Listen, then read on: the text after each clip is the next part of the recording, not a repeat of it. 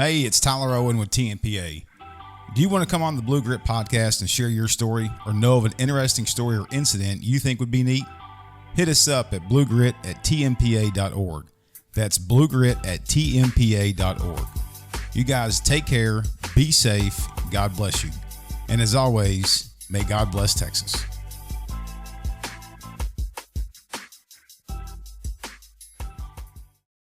And all of a sudden, that's when they saw the muzzle flash. It's like, poof, poof, poof, poof. And then I moved to my left. I'm like, oh, shit, I'm getting shot at. And at that point, I felt a tap on my shoulder. One of our SWAT guys had his long gun. He's like, we got this, Eric. I back up, and then I start feeling the pain in my left foot.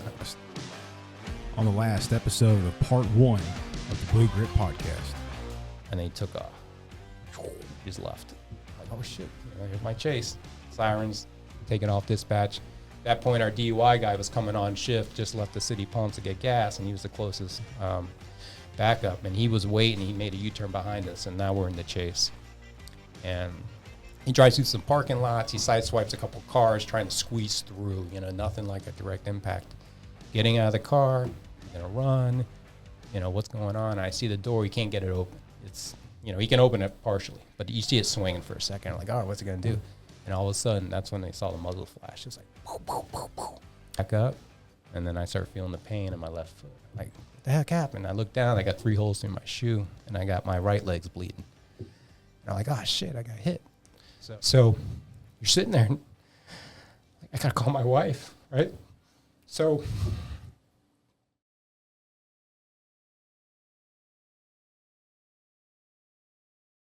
You had experienced the physical demand of being hypervigilant since that incident, and that segued for many years, and it continued for many years. In 2018, I guess you went to the doctor or were having some symptoms that led you to some cardiac issues. Speaking of carrying that burden and that weight, talk about that and talk about how that was exposed, and thankfully it was, because you wouldn't be sitting here today.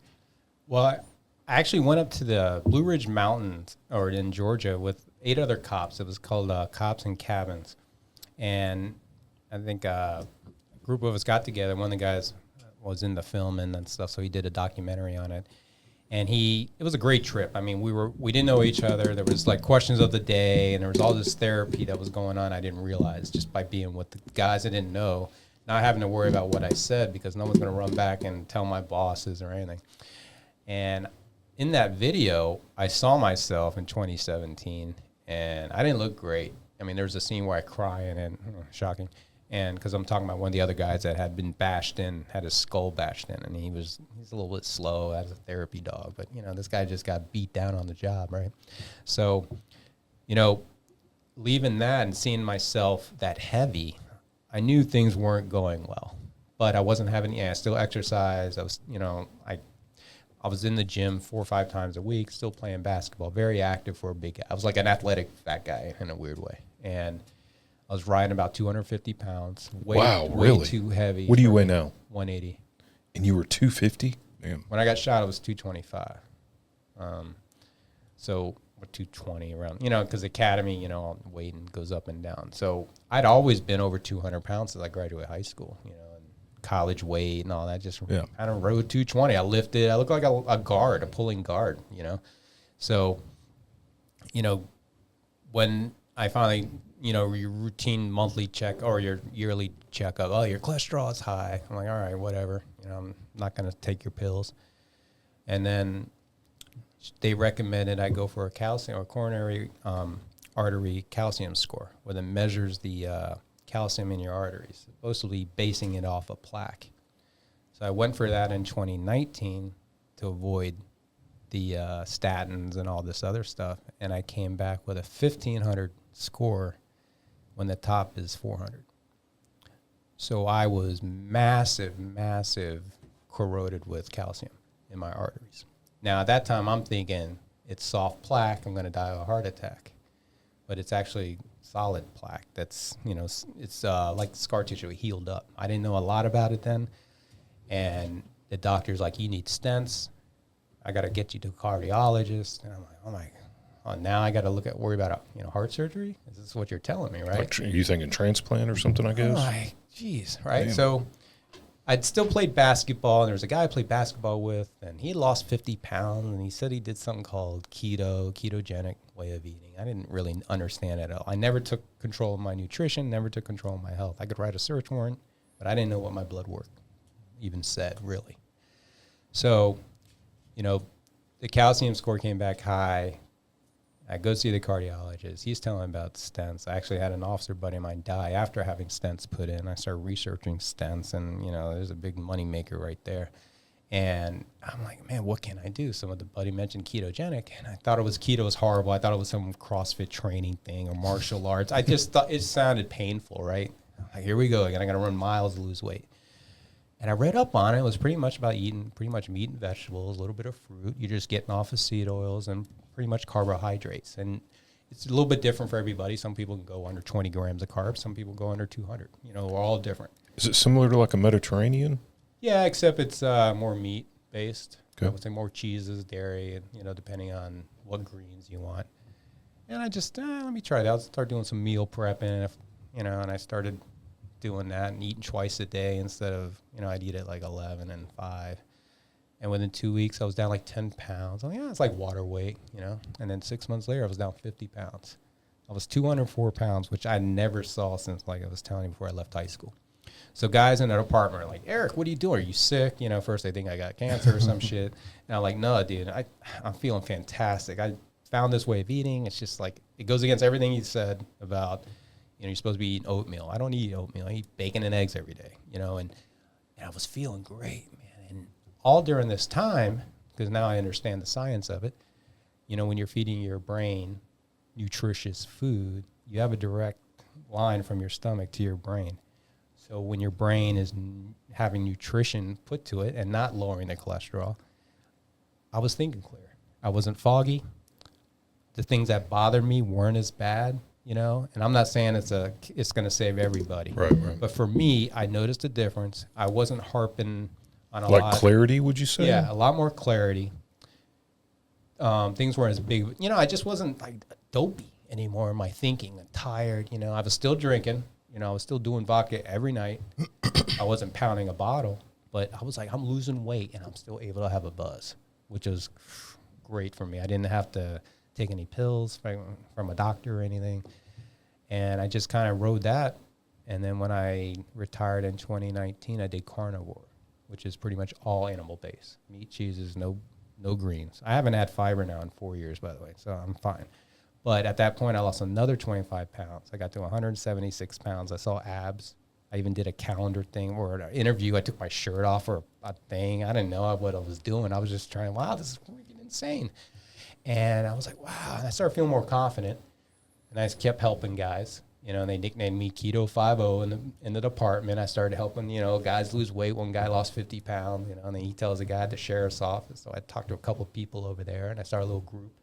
I would get all these messages. Hey, man, can I have pudding? I'm like, hell no. Look at the back of it. You read it's nothing but sugar and junk. You're not getting anything nutritious. And my thing was always feeding the brain.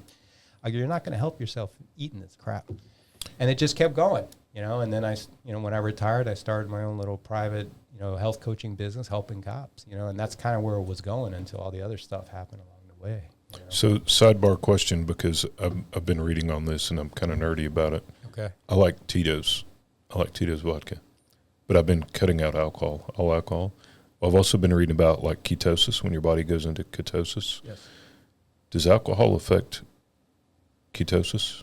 It will affect ketosis, but because you're going to burn through it so fast, it's always funny that your body will burn carbohydrates before it burns fat. That's what they're always like. That's why it's the preferred method. It's the faster method is why the body jumps on it. Well, if you drink alcohol, your body will burn the alcohol first, then do the carbohydrates, then do the fat. Well, the way a lot of my doctors that I talk to, they look at that alcohol as a poison, and that's why your body jumps on it first. And the same thing with the carbohydrates, and then it gets to the fat, which is the nutritious part. So with the alcohol, you will stop yourself from ketosis, but if you're not mixing it with Coca-Cola, 7-Ups, if you're just doing plain sparkling water that's not sweetened, you want to drop a lemon in there, you could still do the keto thing. There's keto-friendly alcohols out there, so you can still have your, drink at night, take the edge off. You just don't want to be eating a bag of Doritos with it, Okay. that kind of thing. Yeah. All right. So I interrupted you. Oh. So you're down, you're 174, things are going 176, well, yeah. 176. And then you said until other issues arose. Tell us about Oh, that. so my wife at that time, we sold our house, and she had been watching tiny house shows and stuff all the time, tree house shows. Let's put a storage tanker in the woods, and I'm like, this lady's crazy. She's like hard charge minimalist now, and I was like, all right, we'll get a rig. But during that time, which I shared with you guys earlier, when I'm contemplating RV life, I never towed anything in my life. I've been towed, but I've never towed anything in my life. I wasn't a camper, never grew up camping. My mom's solving homicides. We never had time to camp, right? So for me to even think that was so outside my comfort zone and all this. And then I got that email. I had done 23andMe 4 years before. And on this day, I got an email from a guy that turned out to be my half-brother that was a cop in Orlando, 2 hours away. He's my older brother. And he'd been full-time well, not full-time. He'd been RVing for 10 years. And that's the first guy I camped with, my older brother that I just found. So it was kind of supposed to happen. Clearly supposed to happen. I know. And, for the audience, they'll know DNA showed that my dad had a relationship with a lady years before, and she got pregnant, put him up for adoption. And Dave was curious after his adopted parents died. I wonder where my history is. Am I going to lose my hair or anything? And he puts it in, didn't expect to find a cop brother 2 hours away, right? So That's Both wild. cops 2 hours apart. yeah. And been 2 hours apart and been cops for 20 years, I guess. Yeah.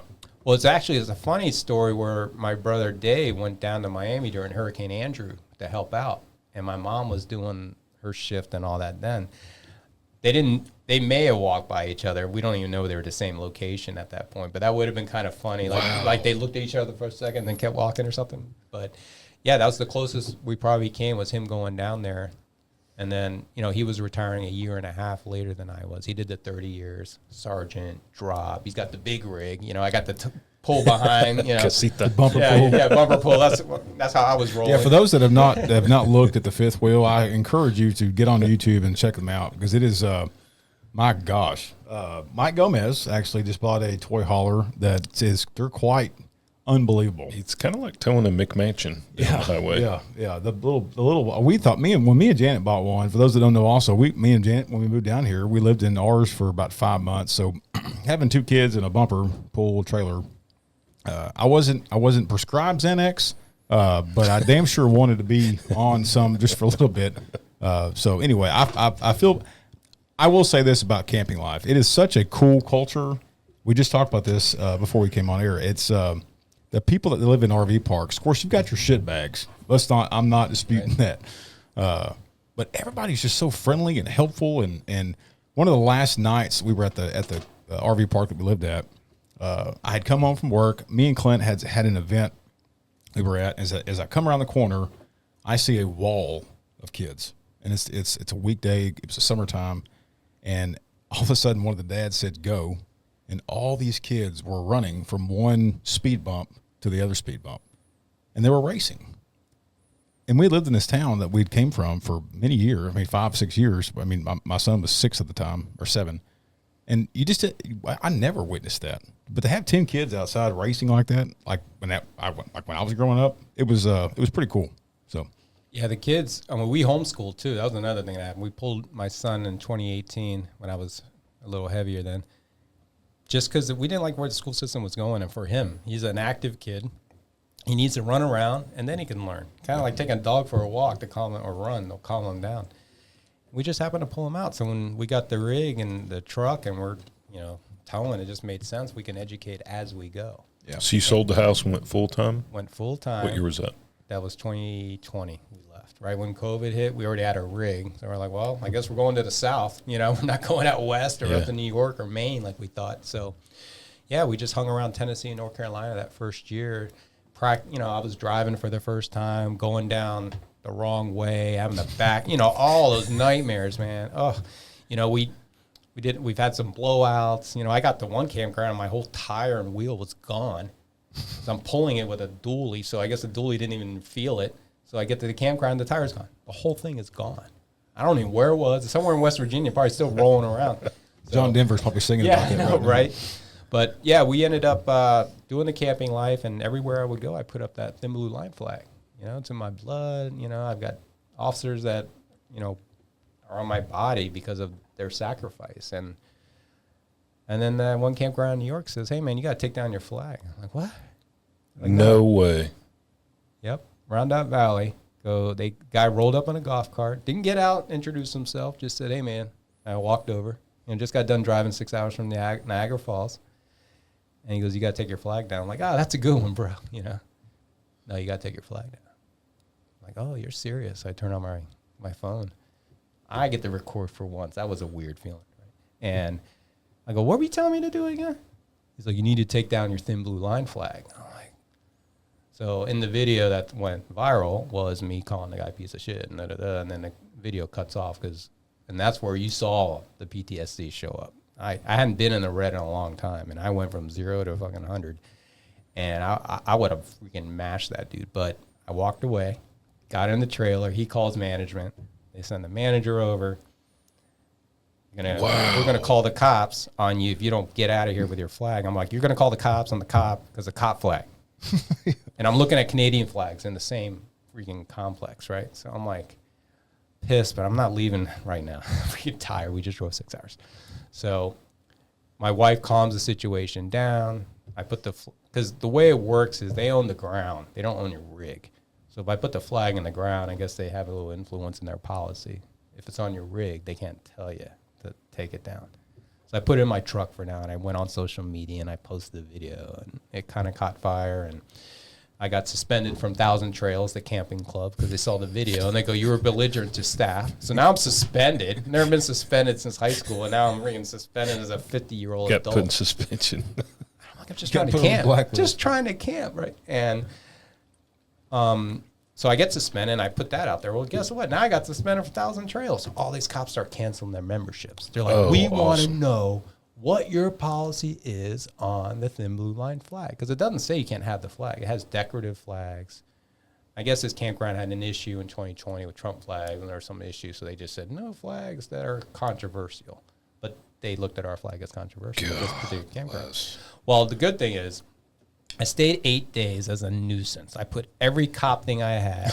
Any cop I knew in the area was showing up, and it started gaining some traction. They even had a rally the next week when we left. Holy shit. There was 50 cars at a Tractor Supply that waited for me. I drove all the way back, and then we drove 50 cars with thin blue line flags in the wind like it was a parade. I'm the second car, and we're going back to the campground. I'm like, "Oh, man, here we go." And the New York State Police stopped us at the campground. They walk out. This is 2021. They're all masked up, and we're trying to offer them water. They can't accept anything. It was just so like they were robots. And they pretty much kicked us out of there. No violent. Nothing happened. But what ended up happening is I got in the back of the truck when I'm talking to a group of people thanking them for coming out. I mean, I wasn't a rally guy. Here I am in the back.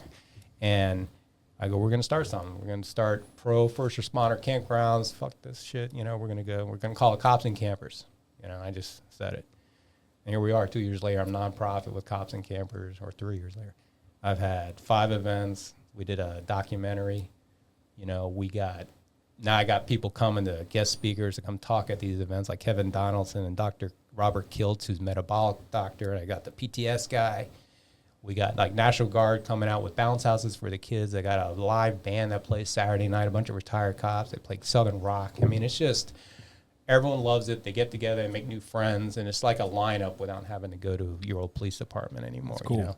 And it just turned into something really positive. I mean, now that campground has since fired their whole staff. They now got the thin blue line flying at that campground, so we won the war. No way. Yeah. That's badass. Yeah, because all my little spies that are over there, because I kept getting people walking up to me going, "Yeah, they made me take my flag down last week." I'm like, "What this bullshit?" So, you know. Wow. So here I am. You know, they find the brother. You know, and then we get a call about Netflix. Wants to talk to my mom about Griselda. Like, this is insane, all this stuff that just keeps getting thrown at me. But now I'm using it for my advantage. I'm trying to use this now to help get guys to these campgrounds that need the help. And sometimes, like I was telling, I think it was somebody yesterday, even the guys sitting around at the campfire, not all of them talk. They're just there. And that's the first step. That's therapy. Oh, yeah. I agree 100%.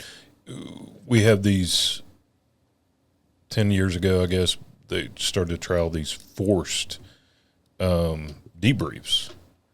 And you can't, 30 hours after a shooting, well, I'm going to order you in and you're going to sit down in a room with a bunch of people and you're going to talk about it. You can't do that. No. And everybody's built different. Everybody manages that different. And I may be ready to talk in the morning and he may not be ready to talk for 3 months. Forcing him or forcing me, that's just not how that works. And I feel like some of that's gone by the wayside a little bit. And for some people to sit around a campfire and listen, that's therapeutic. For some people, and I learned the hard way, talking about it is therapeutic to me at times on certain issues I've been through. Everybody manages that differently. I love that, man. Yep. Yeah. And sitting around a campfire is so non-threatening and therapeutic. Well, it depends on how many cocktails you've had. Well, I've got my ass burned a couple of times. Yes. Yeah, you were talking about how awesome it is that everyone's already happy camping. Yeah. They're already away from the stress. They're in nature. They're probably more relaxed than they usually are. That's why it's such a beneficial thing, because you're away from the rat race of just, and then you're talking to other people who are feeling good too. You're like, hey, what's up? You want beer? Yeah. Next thing you know, where are you from? You're just, hard to be hyper vigilant in a campground. I got to tell this. So we were at Lake of the Pines camping. So it's in East Texas. Memorial Day weekend typically is where we go for East Texas. We didn't this year, but so I want you to kind of picture it. It's Sunday. We stayed an extra day this time, but this family is getting ready to pack, and so they're dumping before they get ready to go. And so it's like 2:00 in the afternoon, so it's hot. My kids are getting, I think they're getting ready for their second trip down to the lake.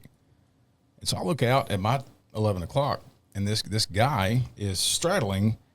Again, we're not fancy like your buddy, the fifth wheel. This is a bumper pull, the latch pull, not the electronic bullshit that they've got now. For the gray and the water pull. Yeah. So this guy is straddling the black tank. Black tank, for the non-RVers out there, is your poo-poo, pee-pee tank. It's not something you want to jack with. So there's gray tank and black tank. Gray tank is soapy dishwater and shower soapy water. Yes. The black tank is hazmat.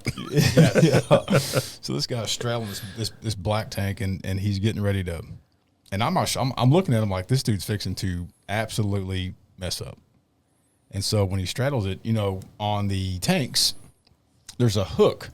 And so when you hook these things and you pull this latch, that's what releases all this fluid. It smells wonderful. And so you could tell that I'm probably 25 yards away, and I could tell the hook, this hook is not hooked correctly. And the hook is upward. And as this guy is looking downward, he pulls the latch, and probably 25 gallons of black tank water, again, poo-poo, pee-pee, just absolutely hits him in the face. And thank God. I am a spiritual person, and I do believe in God Almighty. I was upwind.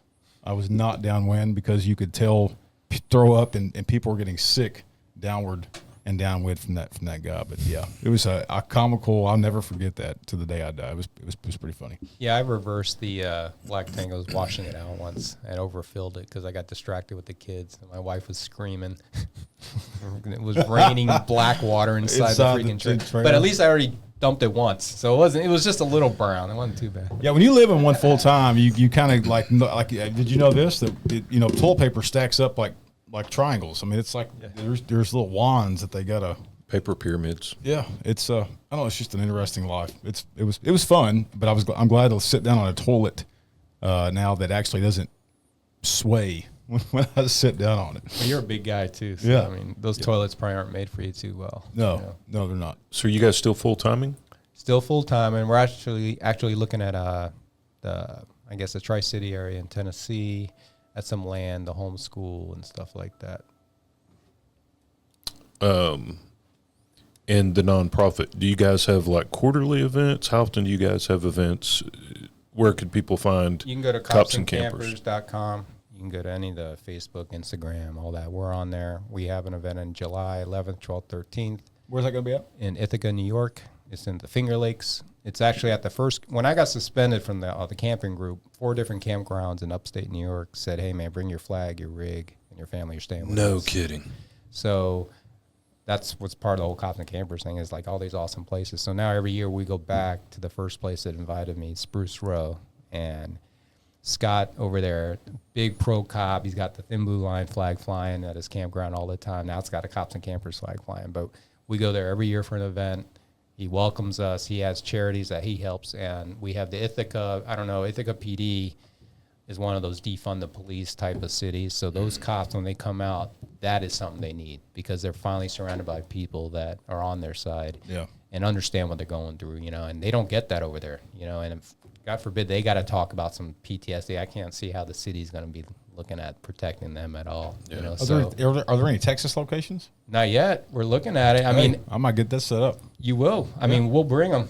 Yeah. Let's get it.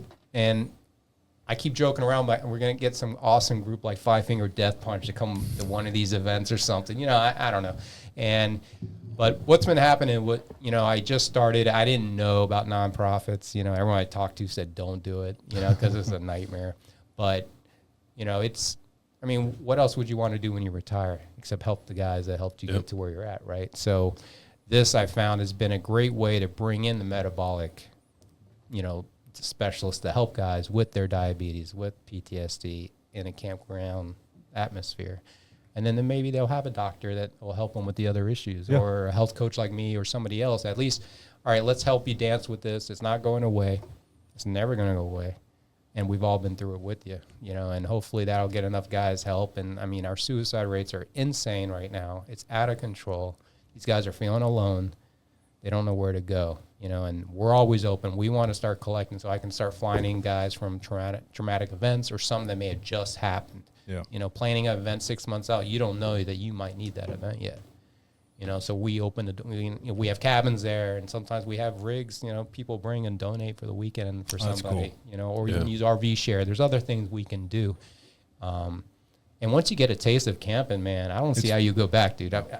The thing, we saw all 5 Great Lakes. That summer when we got kicked out of the camp, almost kicked out, we never planned to go to Michigan, and we saw the UP. We saw all 5 Great Lakes. We swam in them. Like, I never saw a Great Lake. I saw the Atlantic Ocean and all in the Gulf. I was worried about sharks and stuff, and I'm still swimming in these lakes. I'm like, there's no sharks in here? There's got to be something in here that eats me, right? There's got to be. You know, we got alligators and dinosaurs in Florida, so it's, man, what a trip. My kids got to experience that.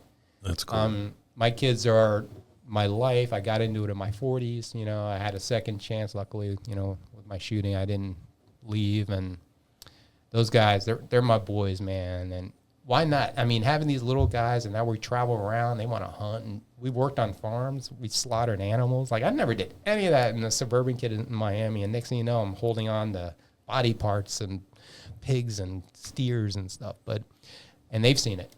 They know they're walking around with finger puppets with chicken heads and stuff. You know, it's insane, but they understand where their food comes from, and they know the hard work that goes into it. And that fast food shit that's making everyone sick is not the answer. Yeah. And they know that, you know, and they're going to be the future. If I'm not able to keep going on as long as I want, they're going to, you know, take over for me. I know it.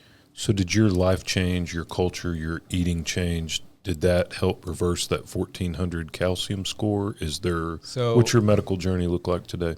So ironically, I went to an event, and that came up in conversation about my previous high calcium score. And they were like, wow, that's so high.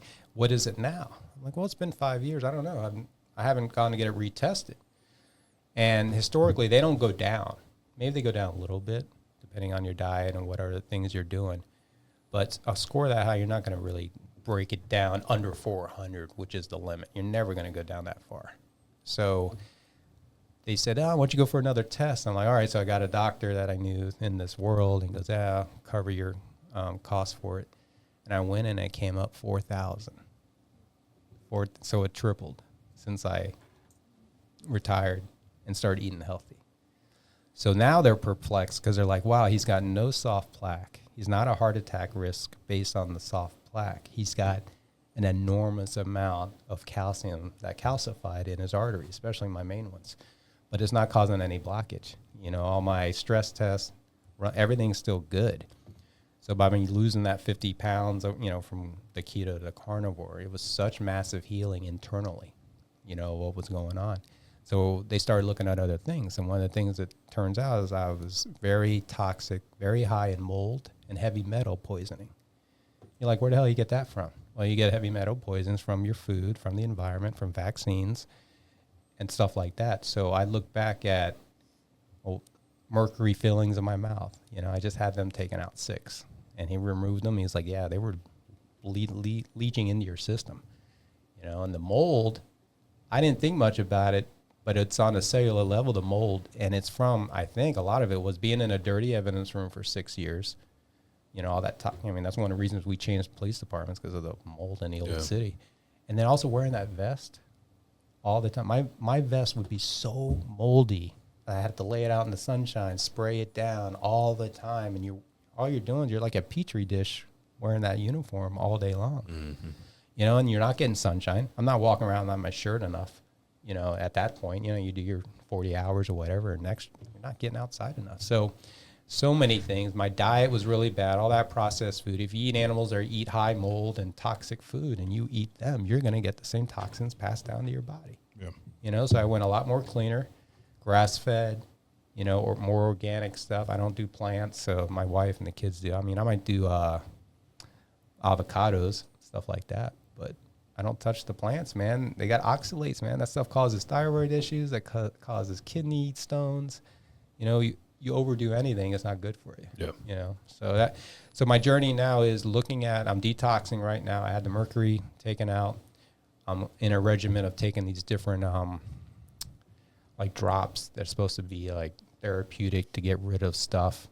And it's been weird things going on, like detoxing. I had like a ingrown nail one day, and it just infected, and the lady was like, yeah, that's part of your body detoxing. It's pushing out all these toxins and stuff out of your body. So that's where I'm at. I'm waiting for the next blood work in about 3 months.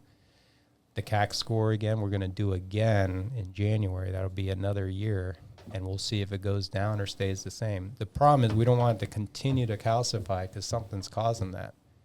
There's irritation, there's inflammation. Something is going on in my body, and now that we eliminated the diet, we know it's other factors, environmental, and like I was saying, some of the other food choices. And so that's where I'm at now. And I'm feeling great. I do get a little worried. Sometimes I am running, and you feel the heart pounding. I'm not going to lie. I do look across the gym. I'm like, oh, all right, there's the AED. And then I'm like, all right, what kind of these guys? Who knows how to work that thing in here, But it does cross your mind. Yeah. I'm 54, and to be thinking about a heart issue at 54 when you never had one except what the doctors tell you,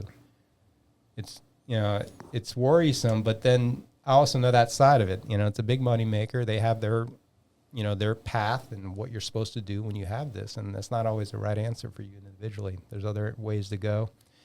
And if I would have been listening to my doctor right now, I probably would have already had triple bypass surgery and put stents in and all that. I would have already been there, and then I would have been just waiting for the day. At least this, I don't know when it's coming, and I still feel fantastic. Yeah. Well, and it's weird before we came on, you're like, well, I may lose it in there. I may cry. And you're talking about health issues, and it's weird. I'm a couple years younger than you. As a cop in your 20s and 30s, you're fearless. I will run through the door. I will get in a gunfight. Hell hath no fury when I'm showing up to the scene and blah, blah, blah. And then you hit like 50, and now you're like, I freaking watch TV show and I'll cry in a damn heartbeat, and it makes me so mad. And you start thinking, man, there's some mortality to this life. And it's such a weird transition from being bulletproof in your 20s and 30s. And, by God, I'm here to protect and serve. And you hit your 50s and freaking cry watching a damn movie and have health issues pop up. And it's really a fascinating shift in life. It's like June 12th is coming up, and that's the anniversary of my shooting. It'll be 12 years. When you mentioned Father's Day, I was like, well, we're nearing this. Yeah, so it's always like, wow, And the funny thing about June 12th, I'm a numbers guy, and June 12th is also the same day that OJ killed his, allegedly killed the two people, and then also the Pulse nightclub shooting, the June 12th, 2016. And I look at my wife's birthday, and it's like honey was invented, flowers were, it's like my stuff is always like, warrior battles and, this catastrophe happened. But yeah, with Father's Day coming up, man, we got honored in 2014. 2013. We got to go out to Washington D.C. We were honored as National Police Officers of the Month, and we got to go to the dinners and got to They took us to bars, and we were full uniform with guns on and shit, man. And I'm not used to drinking in bars and full duty, you know, but it was all okay then. And that, as awesome as that was, that almost broke me, being there around the candlelight visual, and then hearing the people crying around me, because, you know, and then you're like developing survivor's guilt, you know, and then you got to kind of switch that mentality and say, you know, you're here to help other people. That is your gift now, and go with it. The new why. Yeah. Yeah. And that's what I've been doing, man. And it's been great. I've been meeting, you know, great guys like you and these other officers and even dispatchers. I've met firemen. I've met, you know, first responders across the board. We're all suffering. You know, yeah, right now we're talking about police suicide, but if you go around firemen, I mean, even air traffic controllers, dispatchers, I mean, some of the stuff, my 6 months of dispatching is still some of the most horrible things I can remember, people being on the phone and me trying to manage that call on the phone, you know, compared to being an officer when you're on scene, not knowing what's going on. That drove me crazy that, you know, I'd be calling out a guy 10-4 check and he's not answering. I'm like going crazy. Yeah. So, I mean, those dispatchers, I mean, my heart always goes out to them. I always brought them coffee, always took care of them, you know, but all of us need that help and need that support. You know? Well, what I love, you've been through a lot.